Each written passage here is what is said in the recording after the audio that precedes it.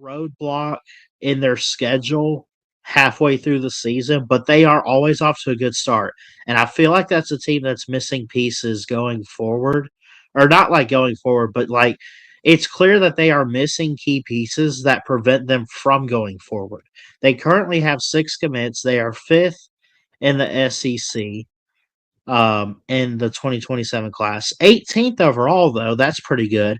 6 commits. Let's take a look at what they have. They got a 4-star tight end from St. Charles and Jack Brown. Luau Aleu, probably butchered that name there. He's an offensive tackle from Cincinnati. Lee Summit, Missouri athlete Chris Harris Jr.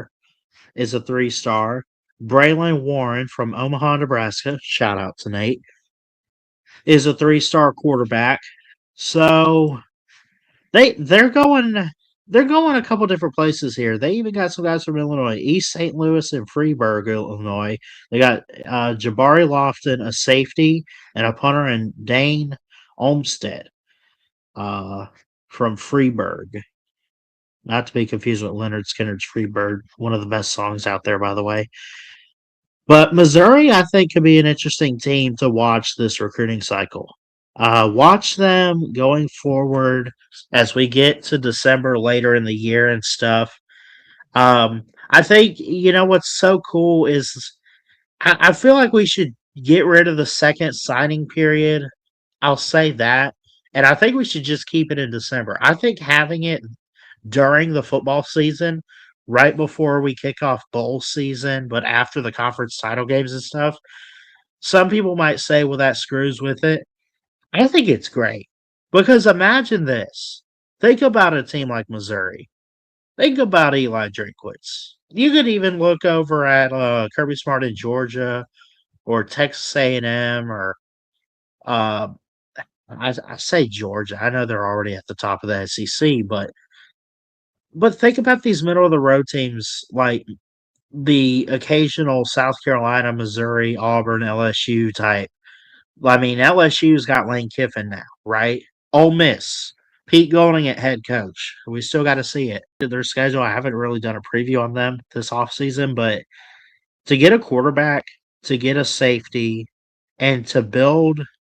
I mean, look, you only got 6 players. You got to step your game up, but I think it's a good start for the time being for Missouri for this next class.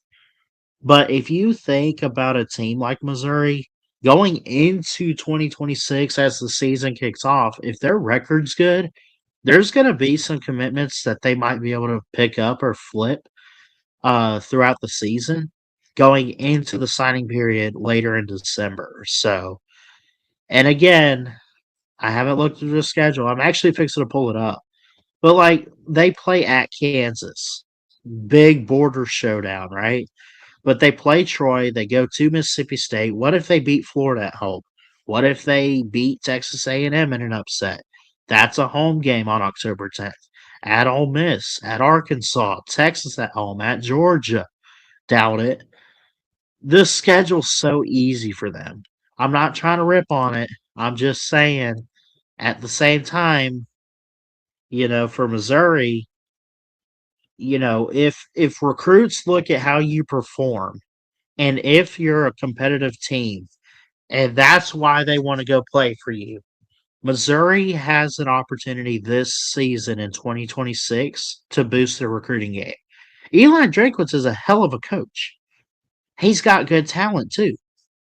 And the schedule seems to set up pretty fair. You run the table a little bit this year, get 9 or 10 wins. Maybe you miss the playoffs. Maybe you don't. Maybe you only get 8 wins. But still, if you get less than 8 wins, there's an issue. For Missouri, though, this should boost your recruiting game. I would think so.